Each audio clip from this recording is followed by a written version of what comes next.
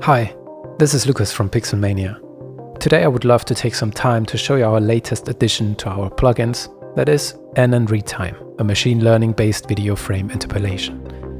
I will use Nuke to demo it, but we are working on it to release NNRetime for more hosts and even as a standalone command line interface tool with no host dependency. So make sure to stay tuned for that if that sounds interesting to you. Now, let's run through the interface real quick and I will show you what our specific settings will do and give you some small tips and tricks along the way. At the first glance, the note might seem familiar to you. As with Chronos, we have our input range and channels, our timing that can be either output speed or frame animation. So you can easily copy and paste any setting or animation you prepared with Chronos or O-Flow and render a higher fidelity output using NNRetime. And yes, by the way, NNRetime does support overscan and animated bounding boxes, so there's no need to work around those anymore. Heading over to some of the specific settings. The steps value will determine how many internal passes the plugin will do to create the desired frame.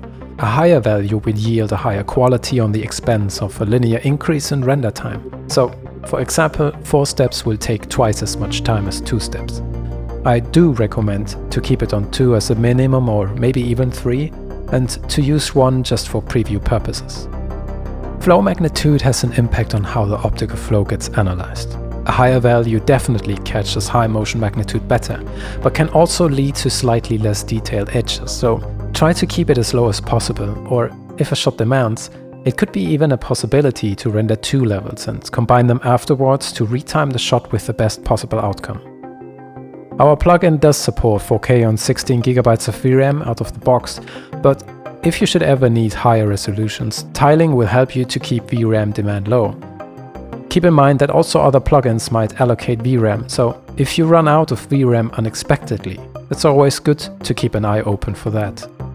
In case your workstation or render machines do have multiple GPUs, you can define which GPU to use using the GPU settings. With Headless Nuke, Nuke does offer a built-in GPU flag, and this plugin will follow this along as well, so you can render multiple instances of NNRetime on a single machine if time demands. NNRetime is out now for Linux, Windows and Mac, so if you have questions, suggestions or interest in a free trial, we're happy to hear from you. Just visit pixelmania.se. Thank you.